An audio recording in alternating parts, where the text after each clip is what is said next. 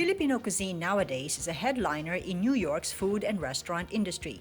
At no time in the history of Filipinos in America has Filipino food caught so much attention than in the last decade.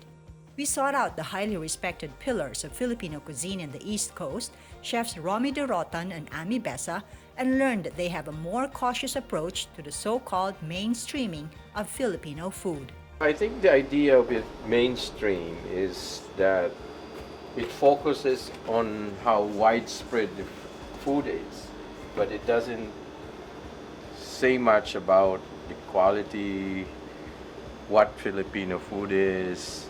It's just more of a marketing thing. When you say that the media has embraced it, yes, it has arrived.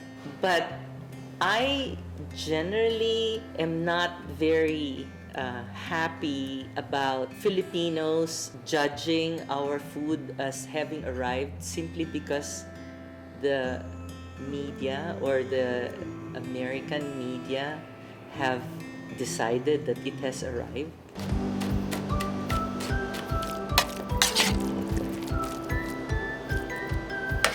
And then the after effect of mainstreaming to me is that it becomes the cuisine or the dishes becomes more generic, more homogeneous across the board. There's not much distinction between regions, between chefs cooking it and all that stuff. As far as I'm concerned, it arrived when I arrived here in the United States and started cooking it. It arrived when the first farm workers arrived in the United States to work here, and they started cooking Filipino food simply because that was part of their culture and they were nostalgic for it. And that's food defines us. Chef Romy and Amy Besa have been serving Filipino food in New York City with a lot of pride for decades. Their first restaurant, Cendrillon, opened in the Soho district of Manhattan in 1995. They closed that one in 2009 only to reopen as Purple Yam in Brooklyn, where it remains to this day.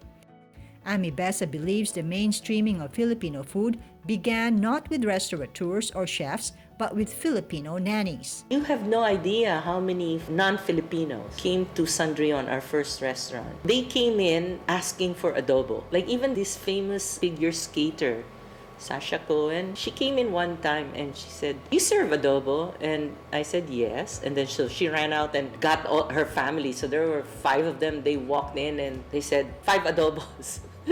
So I said, "Did you have a Filipino nanny?" And they said, "Yeah, how'd you guess?" Like, I said, it's so obvious. Your love for adobo, that came from a nanny. Like the Italian cookbook called Silver Spoon, right? That's like their joy of cooking. It's been around for like 70 years. I was going through the chicken section, and I found this recipe called chicken a la Filipina. And it was chicken adobo. Now, why do you think chicken adobo would be in a book that celebrates Italian food? There's only one explanation. All those nannies. And they have made it mainstream. Wow!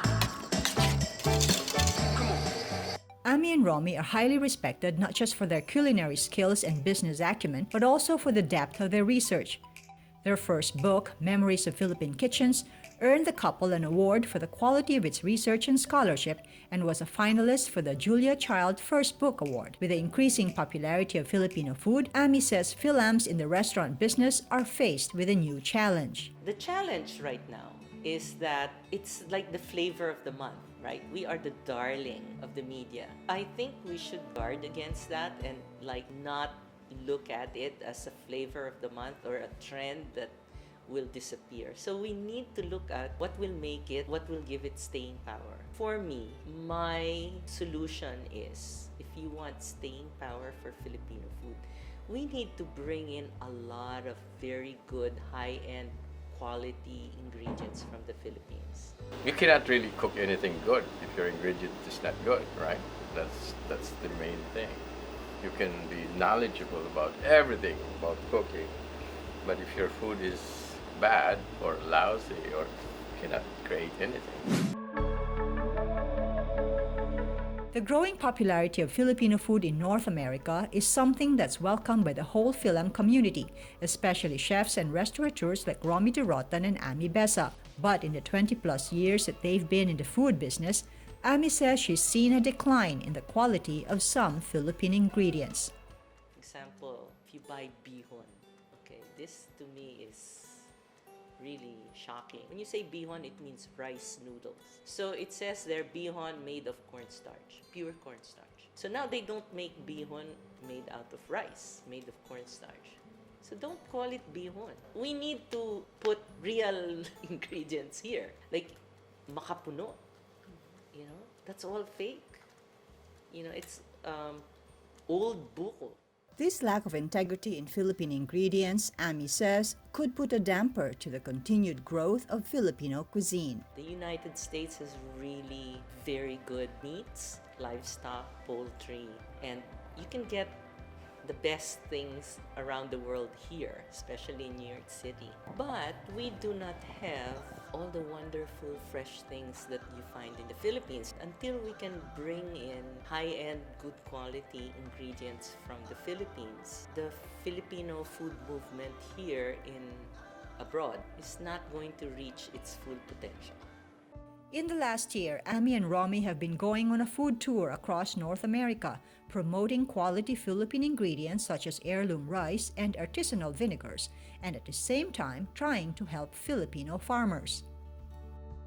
I'd like to remind people that, you know, success is hollow unless you bring in the farmers and the small producers along with you, that they share in that success. You know, because farmers in the Philippines are probably the least compensated in our society. They're the poorest people in the country. And yet, without them, we'll all starve. Without them, we won't have anything to serve. A lot of the ingredients I like to use are ingredients grown by our indigenous people, you know, because they still use pristine land. And what they grow is something that's been passed down from one generation to another. Some of the most delicious vegetables, like kalabasa, I've ever eaten by the indigenous people in Bacolod, right? I remember buying one of that kalabasa, and then when we cut it open, the whole kitchen was filled with kalabasa perfume. I think we really need to look at our indigenous people, their culture, and the way they raise their food. We can get a lot of good ingredients from them, and in the process also help them, because they're also very poor and very marginalized. Chef Romy and Amy have been practicing what they preach. In 2014, they opened another Purple Yam, this one at Amy's ancestral home in Malate, Manila. This successful restaurant prides itself in reimagining Filipino food by serving locally sourced and seasonal artisanal ingredients.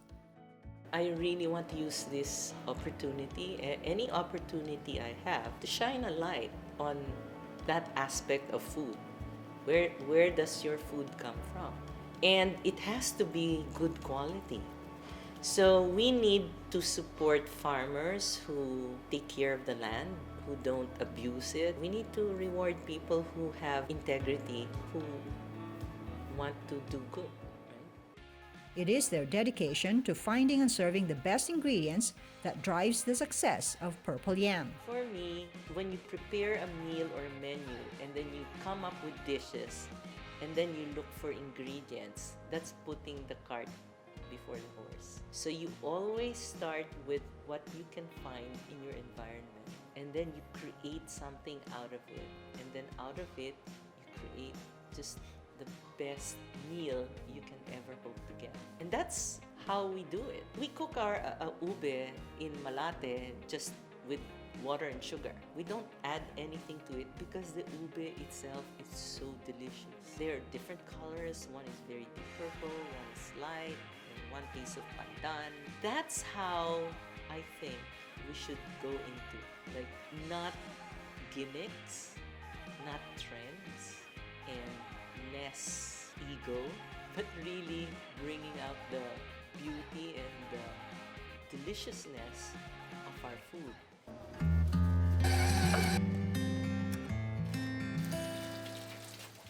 After After more than 2 decades, Chef Romy remains passionate in the kitchen. Although Purple Yam has been training batches of young chefs, he brushes aside the thought of retirement.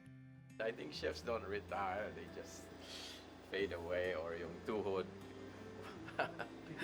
Titiklop na, wala nang, tsaka yung mga kamay may arthritis na. But I think in the main, chefs are still basically passionate about what they're doing. And I think it's with all the struggles and pleasure about cooking. I think tumatanda kami ng mabuti.